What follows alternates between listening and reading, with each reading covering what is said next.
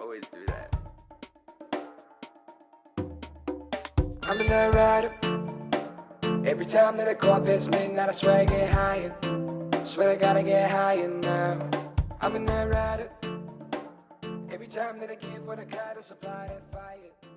I supply that fire. What's going on, bookworms? And welcome back to another episode of Bookmarks with Bump. Bookmarks with Bump, the podcast where I compile the greatest, most phenomenal Twitter threads of all time. Twitter, the app, now known as X. I spend some time just scrolling through every once in a while. It's the only social media app that I still browse upon these days, mainly because I find a lot of cool stuff like this. I find bookmarks that are threads, and it's kind of like articles, the way the threads are lined out, tweet after tweet after tweet by the author. And here I am. I never find time to do them, to read them. What better time than sitting down in front of a microphone and starting a podcast, Bookmarks with Bump? We mainly go over fitness, health, running, mindset, addiction, all of these things that I could put my own little touch on. I being the host, Bump, an 8-year California sober, recovering addict, alcoholic, whatever you want to call it, a certified tradesman in the state of Connecticut, a certified dog worldwide, an endurance runner, a certified personal trainer. Just one of those guys. I've seen these things, okay? And that's why my insight is a little bit of the reason why I start this podcast, okay? And an undying need for attention, and also a hate for attention at the same time. A complex individual. So who better to go over a bunch of complex topics than a complex individual? And without further ado, we could just really hop right into it, because today is July 31st. It's the last day of July. By the time you hear this, it'll be August 3rd. Welcome to August. Hope you paid your rent on time. And today is a very special day. It's a special day to me. It's a special day to sports fans worldwide. It is the opening night of the NFL with an asterisk next to it. Tonight's the Hall of Fame game. Okay, it's the very first preseason. Preseason games don't start until like 2 weeks from now. For real. Training camp just opened up over this past week, and football is in the air. The Chargers take on the Lions in a battle of baby blue. But it won't be Jared Goff against Justin Herbert, no. It'll be Kyle Allen against Trey Lance. Trey Lance is playing for the Chargers. He's still floating around out there. Trey Lance, I think he was the third pick in the 2021 or 2020 draft. One or the other. And he's been through a few teams so far. He was picked by the 49ers. 49ers ended up moving forward with Brock Purdy, the last pick in the draft. What a paradigm shift. But Trey Lance is still out there, floating around, getting his chances, and props to him. Tonight, he'll have a chance to lead the Chargers to victory in the Hall of Fame game, the first preseason game of the NFL season where they honor the inductees of the 2025-2026 Hall of Fame class. And it led me to, it's actually just like a perfect segue that today's that day, because the first thread is actually centered around a retired NFL player. That's what we're going to talk about today. Usually we talk about things. Today we're going to talk about some people, some cool people, some weird people, some holy people.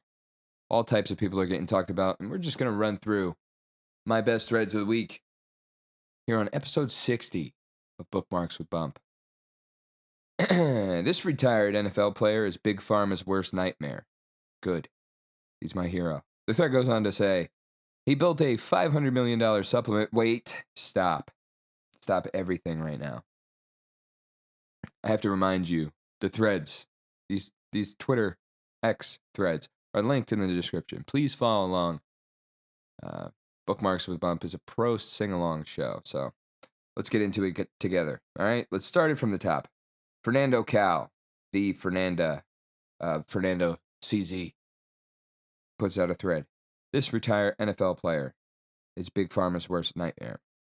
He built a $500 million supplement brand by ignoring experts and rejecting Amazon. Now, elite athletes in the U.S. military buy directly from him. His secret? Here's his mind-blowing playbook. Jeff Byers spent years as an NFL lineman. He had access to the best supplements money could buy: team doctors, nutritionists, performance coaches. Then he retired to teach high school gym and discovered something shocking. The supplements available to regular people were garbage. Hidden ingredients, proprietary blends, zero transparency. He watched his students waste money on junk that didn't work. And that's when Byers decided to break every industry rule. First move, he said no to influencers. While competitors paid fitness models millions for fake endorsements, Byers had a different strategy. He went to the source, and it changed everything. Byers built relationships with team dietitians.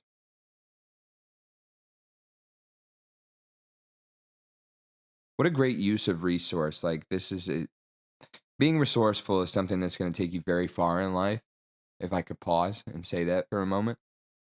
And there are resources everywhere around you. Everything that you can look at in your room can be used as something different than what its initial use is. And that's being resourceful. That's being ingenuity.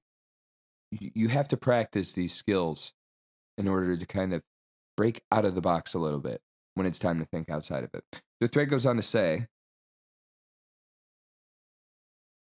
Byers built relationships with team dietitians, strength coaches, professional athletes, no paid posts, no fake transformations, just real partnerships with real experts. Word spread through locker rooms fast. NFL players started requesting Momentous by name, then NBA teams, then Olympic athletes. Within years, over 200 professional and collegiate programs were using his supplements, but Byers wasn't done disrupting the industry. His next move, avoiding Amazon dominance. While 90% of supplement brands depend on Amazon, Momentous sells 60% directly through their website, only 30% through Amazon. Why leave money on the table? Control. When you sell direct, you control the customer experience, the education, the trust. No fake reviews, no knockoff products. Just a direct relationship between brand and customer. But the biggest revolution was inside the bottles. Every Momentous product follows 3 unbreakable rules. NSF certified for sport testing. Science-backed ingredients only. And full label transparency. 0 proprietary blends. That last one matters more than you think. NSF certification is the Olympic standard. It's expensive and it's rigorous. It guarantees no banned substances, no contamination, and no surprises. Most brands won't pay for it. Byers insisted on it. Regular people trusted what athletes used. Everyone trusted the transparency. No influencers, no Amazon tricks, just quality and honesty. By focusing on trust over trends, Momentous reached $500 million in partnerships. The lesson? Stop chasing vanity metrics. Build something real, solve actual problems. Jeff Byers proved you don't need the industry tricks to build an empire. He built strength the same way he built trust from the inside out. Every choice he made removed noise, added clarity, and brought him closer to the people who actually move markets. That's how real traction works now.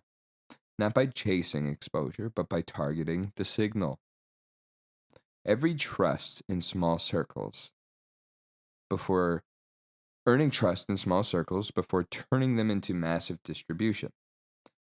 The best operators don't need ads to build pull. They start with trust, then layer scale on top. Their systems convert because the message is aligned. That's how reputation becomes revenue. And that's exactly why Thought Leader was created. No free ads. Anyway, those last few tweets pretty much summed up any type of summary I could give to this awesome NFL player who got a sick highlight in today's podcast because the NFL is starting. What did we learn from that more than just NFL players being cool? This guy was a teacher and was like, okay, let me make a difference about this. And sees how things aren't getting tested, and the FDA isn't really that strict when it comes to supplements. Building trust. I mean, everything before we started talking in that thread about building trust was making me think of trust. How much distrust certain people have. When I say certain people, I mean people who care about their health, have about the food industry or the supplement industry and the things that we're being fed. There's a lot of distrust there, and his whole brand was built on trust. So shout out to Jeff Beyer, and shout out to the Denver Broncos. Shout out to Tracy Morgan. Last we heard about him, he was puking. He was puking all over the place on the New York Knicks hardwood. But in 2014, a Walmart truck driver made national headlines. He crashed into comedian Tracy Morgan, nearly killing him. But the real shock? It's what Walmart made him do that caused the wreck. Here's the scandal that changed a $700 billion company. As always, tweets are in the link in the description. The links are in the description. Hit the link. I just noticed that this is also done by that same thought leader that was the last thread we read, but let's read it anyway. In 2014, a Walmart truck driver made national headlines. His crash nearly killed comedian Tracy Morgan. But the real shock, it's what Walmart made him do that caused the wreck. Here's the story that changed the world's richest company. June 7th, 2014, a limousine carrying Tracy Morgan cruised down the New Jersey Turnpike. Let me put my glasses on. Maybe this is... It's the weed, man. A limousine carrying Tracy Morgan cruised down the New Jersey Turnpike. Inside the everybody getting pregnant tonight. Inside, the comedian was celebrating after a show. In minutes, laughter would turn into a tragedy. A Walmart truck slammed into them at 65 miles an hour in a 45-mile-an-hour zone. What caused this driver to be so reckless? The crash was devastating. Morgan's friend, James McNair, was killed. Thoughts and prayers. T's and P's out to James McNair. Tracy suffered a shattered femur, broken ribs, and a traumatic brain injury. Every bone in his face was fractured, and he fell into a coma for 8 days. But investigators uncovered something worse than the injuries. The truck driver, Kevin Roper, had been awake for at least 28 hours straight. 28 hours. That's longer than most people can stay up, even with caffeine. How does a professional driver end up being behind the wheel that exhausted? The answer exposed a system designed to break people. Roper had driven 12 hours from Georgia to Delaware just to start his shift. Then Walmart scheduled him for another 14-hour shift. No sufficient rest in between. No questions asked. Federal investigators would discover this wasn't an isolated incident. Walmart's logistics system came under immense examination. Corporate delivery demands exhausted drivers. Scheduling practices face national scrutiny. Driver fatigue was the primary cause, but the scope of the problem shocked everyone. Drowsy driving causes an estimated 1,500 deaths every year in America. Wow. Commercial truckers face the highest risks.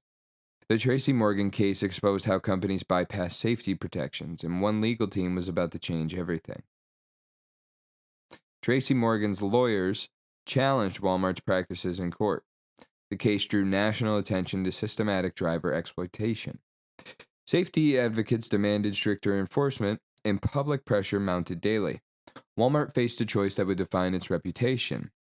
Initially, Walmart argued that Roper's commute was a personal choice. They denied violating federal rest rules. Public backlash intensified, and finally they settled. About $90 million to Tracy Morgan, $10 million to McNair's family. But the real impact went far beyond money. The crash forced a national reckoning on corporate accountability. It sparked demands for stricter trucking standards. Companies scrambled to improve driver safety protocols, all because dangerous practices were finally exposed. Today's founders face similar pressures. Investors demand growth. Competition pushes for speed.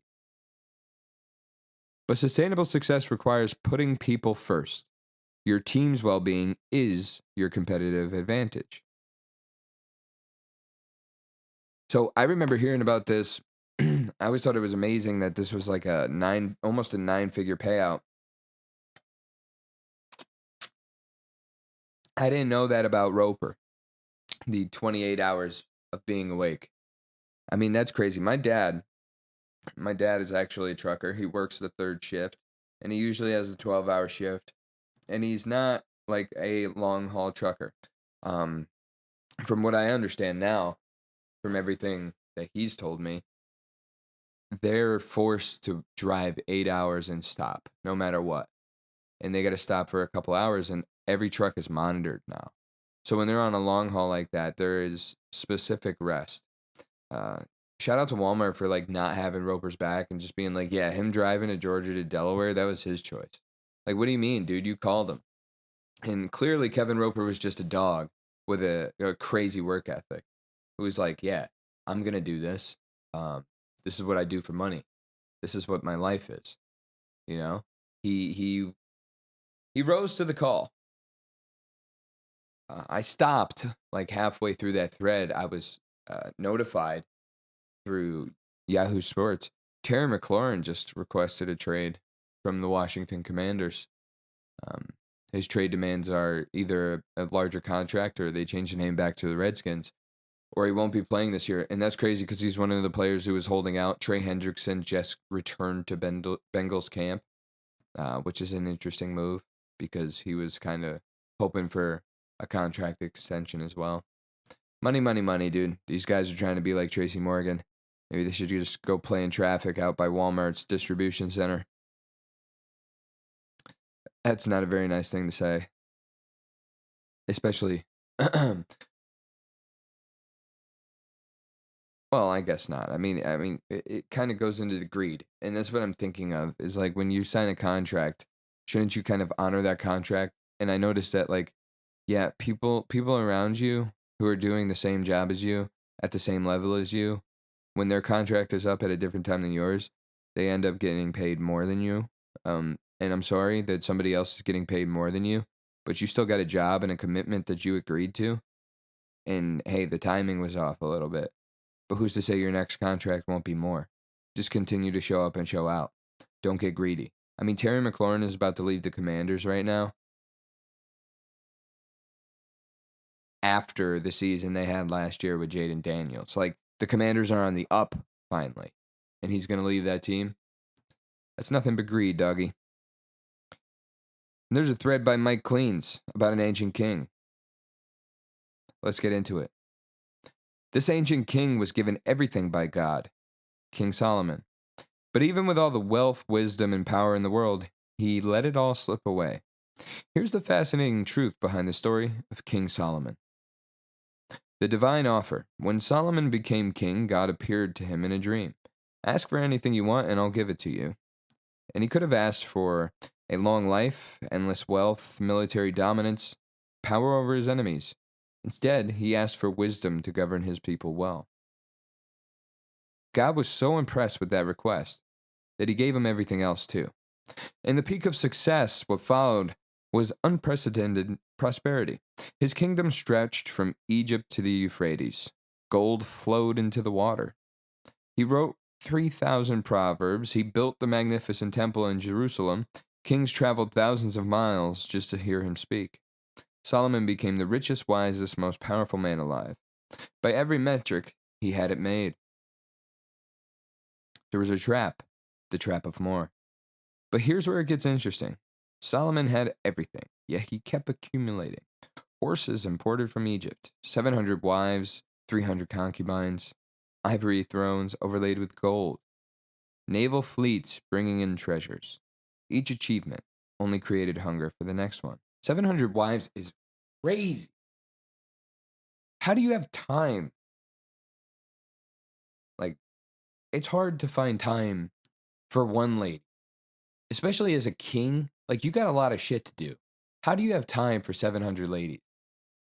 And like, even if you have 2 ladies a day, are you just going to see them one day? I don't understand any of this, but the wisdom paradox comes into play. Solomon wrote about contentment in Proverbs, yet he lived the opposite. He wrote, "Better a little with the fear of the Lord than great wealth with turmoil." But privately, he was chasing every pleasure and possession imaginable. And maybe that's the turmoil he speaks of in that proverb. Better a little with the fear of the Lord then great wealth with turmoil. I mean, he got everything he wanted, and he had great standing with God, clearly. God gave him that over and over again. But he still chased. He was chasing every pleasure and possession imaginable. The thread goes on to talk about the spiritual decline. The accumulation came with a hidden cost. To please his foreign wives, Solomon would build temples to other gods, participated in pagan rituals, compromised his core beliefs. The man who built God's temple was now building shrines to false gods. Success had corrupted his soul. The bitter revelation came. Later in life, Solomon wrote Ecclesiastes. I have seen all the things that are done under the sun. All of them are meaningless, a chasing after the wind. He tried everything, seeking pleasure, endless entertainment, massive building projects, accumulating possessions, and his conclusion was vanity of vanities, all is vanity. The kingdom divided. Solomon's endless pursuit of more had consequences: political instability, forced labor from his people, heavy taxes to fund his projects, spiritual corruption throughout the nation, and after his death, the kingdom split in two. The man who had everything lost it all. Let's modernize this. Solomon's story is playing out everywhere today. Oh my god! Oh my god! It's over. Okay.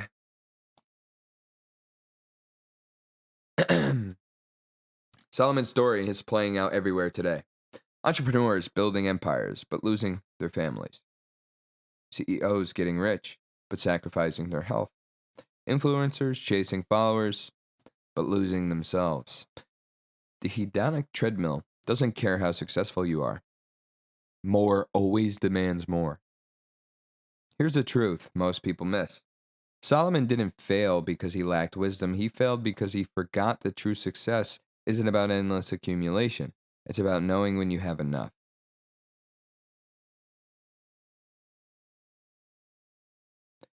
The Bible isn't just a story. Trad West goes on to say, it's a real history, written in stone and confirmed by archaeology. Here are 9 discoveries that prove the Bible's truth still stands today, and proves why everything that happened to Solomon can happen to you if you're chasing the wrong thing. The Tunnel of Hezekiah, 701 BC. 2 Kings 20 says King Hezekiah built a secret tunnel to bring water into Jerusalem during an Assyrian siege. For centuries, skeptics called it a legend. Then in 1838, a 1,750-foot tunnel was discovered, carved into solid rock, exactly where Scripture said. It's real, and you could walk through it today. The inscription of Pontius Pilate, 1st century AD. For years, critics said Pilate was made up, a convenient villain for the Gospels. But in 1961, archaeologists in Caesarea found a limestone block inscribed, Pontius Pilatus, prefect of Judea. The man who washed his hands of Christ, history never forgot. The city of David, 1000 BC. They say David's kingdom was a myth. No real power, no real capital. Then, near the Temple Mount, ruins were found. Ancient buildings, walls, fortifications, pottery, carbon dated to the 10th century BC, right when David would have ruled. Now, even secular scholars call it the City of David. Would you look at that? Jericho's fallen walls, the 1400s BC. Joshua 6, the walls fell down flat. Excavations at Jericho showed that the city's walls didn't crumble, they collapsed outward, as if pushed from within. That's almost unheard of in ancient siege warfare. In the layer of ash, the whole city had been burned, just like the book of Joshua says. The Horse Peter in Capernaum, 1st century AD. In the ruins of ancient Capernaum, archaeologists found a small home beneath an octagonal church. It had Christian graffiti in Aramaic, Greek, and Latin. The earliest pilgrims called it the House of Peter. This was likely the very home where Jesus healed, taught, and ate Mount Ebal's cursed tablet. 1200 BC. At Mount Ebal, where Joshua built an altar, Joshua 8, a tiny lead tablet was discovered. Inside, a curse was inscribed in ancient Hebrew. Curse, curse, curse, cursed by the God. YHW. This matches Deuteronomy 27 exactly, linking the Bible's account to a real 1,300-year-old artifact. In 2018, a 2,700-year-old seal of the prophet Isaiah was discovered, possibly made by Isaiah himself, the very first reference to him outside of the Bible. They're still discovering things to this day. How sick is that? That's what, and that's what there's so much taboo over the Bible, which it shouldn't really be. Because, yes, there are things like that remind you that it is real. And even if you take the approach of somebody who doesn't believe that it's real, think of the story of King Solomon and think of what you can learn from that to grow as a person. The Bible is like a blueprint book on how to live a meaningful, fulfilled life.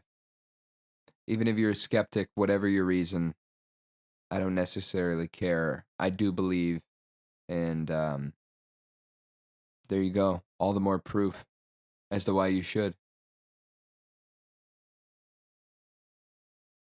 But as always, please leave a like and subscribe. That wraps up the threads for today's episode. Subscribe, like, leave a comment, say a prayer. Follow along on social media on TikTok, bookmarkswbump. That's really all I got. Email me at bookmarkswbump@gmail.com if you need help with personal training or if you have any thread suggestions. I'm getting choked up thinking about King Solomon and everything he taught me. As always, it's all love. God bless.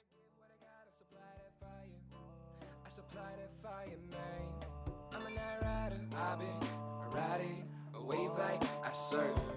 I've been leaning in and out of work. I could show you what it's worth. Money to the ceiling. I started at the dirt. I've been riding a wave like I surf. I've been leaning in and out of work. I could show you what it's worth. Money to the ceiling. I started at the dirt. I'm a night rider. Every time that I go up past midnight, I swear I get higher. Swear I gotta get higher now. I'm a night rider. Every time that I give what I got, I supply that fire. I supply that fire, man. I'm a night rider. Every time that I go up past midnight, I swear I get higher. Swear I gotta get higher now. I'm a night rider. Every time that I go out past midnight, I swear I get higher. Swear I gotta get higher, man.